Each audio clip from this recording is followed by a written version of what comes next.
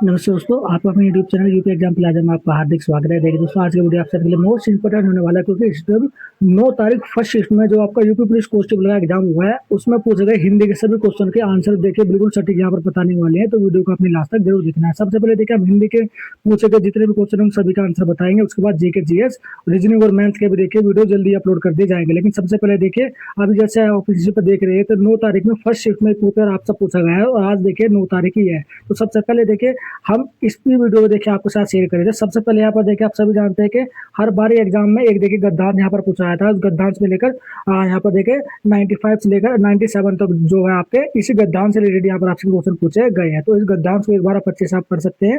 ये गद्दांश के अलावा जो क्वेश्चन है उन सभी का आंसर देखिए हम इस वीडियो में आपको बता देते हैं। सबसे पहले 98 में देखिए यहाँ पर क्या पूछा गया था कि आगे नाच ने पीछे रहेगा का सही अर्थ है। तो सही अर्थ हमें बताना, तो 98 का जो ऑप्शन नंबर बी में जो लिखा है बंधन रहित होना, ये इसका सही आंसर हो जाएगा। 99 में यहाँ पर पूछा गया था भूमि के अंदर की जानकारी रखने वाले को कहा जाता है। तो अनेक शब्दों के लिए एक शब्द रिलेटेड देखिए क्वेश्चन पूछा गया है। 99 का जो सही आंसर हो जाएगा वो हो जाएगा आपका भूगर्भवेत्ता। और 100वें क्वेश्चन में पूछा गया था पत्तों से बनी हुई कुटिया के लिए एक शब्द, यानी कि अनेक शब्दों के लिए एक शब्द, वहां से एक क्वेश्चन पूछा गया है। 100 का जो सही आंसर बनाएगा पण कुटिया। पण कुटिया देखिए उसके लिए एक शब्द कहा जाएगा। दोस्तों अगला क्वेश्चन पूछा गया 101 पूछा गया दो दुष्टों के नाम के अतिरिक्त अन्य कोई अंत न होना के लिए देखिए सही लोकोक्ति नहीं, लोकोक्ति से रिलेटेड यहाँ पर देखिए आपका क्वेश्चन पूछा गया है। 101 का जो सही आंसर बन जाएगा वो हो जाएगा ऑप्शन नंबर डी, जैसे नागनाथ वैसे सांपनाथ, ये इसका सही आंसर बन जाएगा। 102 में पूछा गया था विलोम की दृष्टि से कौन सा युग्म जो है वो सुमेलित नहीं है। देखिए सुमेलित नहीं पूछा गया, तो 102 का ए जो है ये बिल्कुल सही आंसर हो जाएगा आपका सम्मुख और उन्मुख, ये देखिए बिल्कुल सम्मिलित नहीं है। बाकी ये तीनों जो है वो विलोम की दृष्टि से बिल्कुल सही है। 103 में यहाँ पे आपसे पूछा गया कि अठन्नी में कौन सा समास है। तो समास से रिलेटेड क्वेश्चन पूछा गया कि अठन्नी में कौन सा समास है। तो 103 का डी दुगु समाज यहाँ पर इसका सही आंसर बन जाएगा। दोस्तों चलिए अगला क्वेश्चन पढ़ते हैं। 104 में पूछा गया था कि निम्नलिखित में से चांद का मुंह टेढ़ा है किसके द्वारा लिखी गई है। देखिए चांद का मुंह जो टेढ़ा ये रचना है वो किस कवि के द्वारा लिखी गई है, इसमें पूछा गया। तो 104 का सही होता है गजानन मुक्ति बोध। और देखिए जब 8 तारीख का पेपर आपका हुआ था उसमें भी गजानन मुक्ति बोध की ही रचना यहाँ पर पूछी गई थी। और देखिए 9 तारीख फर्स्ट शिफ्ट में भी आपका गजानन मुक्ति बोध की एक रचना यहाँ पर आपसे पूछी गई है। दोस्तों चलिए 105 की तरफ चलते हैं। 105 में आपसे क्या पूछा गया कि सहज पके सो मीठा होए इस मुहावरे का अर्थ है। तो मुहावरे का अर्थ यहाँ पर पूछा गया 105 का ऑप्शन नंबर बी जो लिखा हुआ है धीरे धीरे किया गया काम अच्छा होता है, ये इसका सही आंसर हो जाएगा। 106 की तरफ चलते हैं। पूछा गया कि घुड़दौड़ का सही संधि विच्छेद कीजिए। घुड़दौड़ का संधि विच्छेद यहाँ पे आपको बताना है। तो 106 का ऑप्शन नंबर है घोड़ा धन दौड़, इसका सही आंसर बन जाएगा। 107 में पूछा गया था कि निम्नलिखित में से सही लोकोक्ति का चयन कीजिए, यानी कि कौन सी लोकोक्ति जो है वो सही है। तो 107 का जो ऑप्शन नंबर ए जो लोकोक्ति है यहाँ पर जंगल में मोर नाचा किसने देखा, ये लोकोक्ति है जो बिल्कुल सही है, बाकी तीन ये गलत है।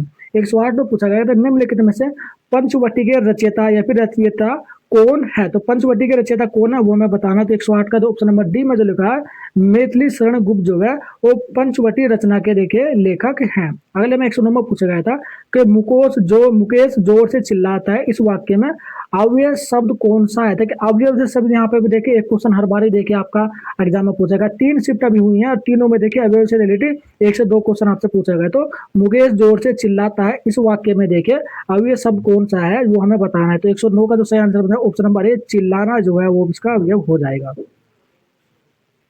अब हम बढ़ते हैं दोस्तों 110 की तरफ तक। 110 में देखिए क्या पूछा गया था। 110 में जो हिंदी में देखिए यहाँ पर पूछा गया था निम्नलिखित शब्दों में से कौन सा शब्द अर्थ स्त्री है। तो कौन से इन 4 शब्दों का अर्थ जो है वो स्त्री है वो हमें बताना है। इसे 110 का ए यहाँ पर अंगना का जो आपका होता है ये आपका स्त्री शब्द होता है। चलिए 111 में पूछा गया था निम्नलिखित में से बचपन खंबे लाल दीवारें किसके द्वारा लिखी गई है। ये जो कविता है ये रचना है किसके द्वारा लिखी गई है। तो 111 का यहाँ पर सी जो है ये आपका उषा प्रियवंदा के द्वारा ये रचना जो है आपकी लिखी गई है। अगला क्वेश्चन पूछा गया था कि किसके मन में कपट न हो, यानी कि जिसके मन में कपट ना हो इस वाक्यांश के लिए एक शब्द का चयन कीजिए, उसको क्या कहा जाएगा। तो 112 का तो ऑप्शन नंबर डी जो लिखा है निष्कपट उस व्यक्ति के लिए कहा जाएगा जिसके मन में कोई कपट ना हो, उस व्यक्ति के लिए एक शब्द कहा जाता है निष्कपट। अगला क्वेश्चन पूछा गया 113 में यहाँ पे आपसे पूछा गया है कि निम्नलिखित में से कौन सा शब्द जो है वो अरबी फारसी उपसर्ग युक्त नहीं है। देखिए अरबी फारसी उपसर्ग युक्त नहीं है कि उपसर्ग और प्रत्यय से रिलेटेड भी देखिए आपका क्वेश्चन पूछा गया है।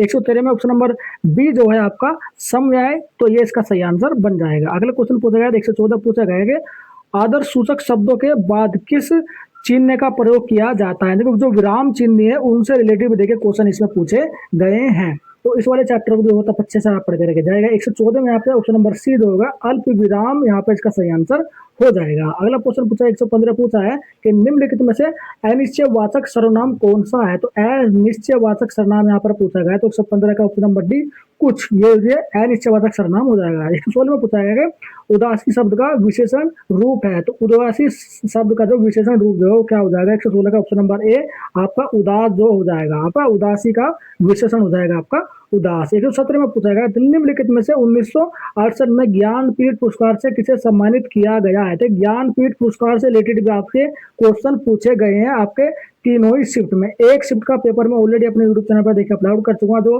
8 तारीख को फर्स्ट शिफ्ट हुई थी। अभी 9 तारीख का फर्स्ट शिफ्ट का जो हिंदी का ये पूरा का पूरा पेपर है वो मैं अपलोड कर रहा हूँ, इसके आंसर की मैं आपको बता रहा हूँ। इसी तरह के क्वेश्चन की देखिए तैयारी आप करेंगे तो हिंदी में बटे नंबर आप ला सकते हैं दोस्तों। तो 117 में जो सही आंसर हो जाएगा ऑप्शन नंबर आपका बी। सुमित्रा नंतर पंत को देखिए 1968 में देखिए ज्ञानपीठ पुरस्कार से सम्मानित किया गया था दोस्तों। चलिए 118 की तरफ चलते। 118 में क्या पूछा गया कि राम रोटी नहीं खाता है इस वाक्य का कर्मवाच्य रूप है। तो कर्मवाच्य रूप हमें बताना है, ऑप्शन नंबर ए आ जाएगा राम से रोटी नहीं खाई जाती है, तो ऑप्शन नंबर ए इस क्वेश्चन का सही आंसर हो जाएगा। क्वेश्चन नंबर 19 में 119 में पूछा गया था रोहन तबला बजा रहा है इस वाक्य में क्रिया बताइए।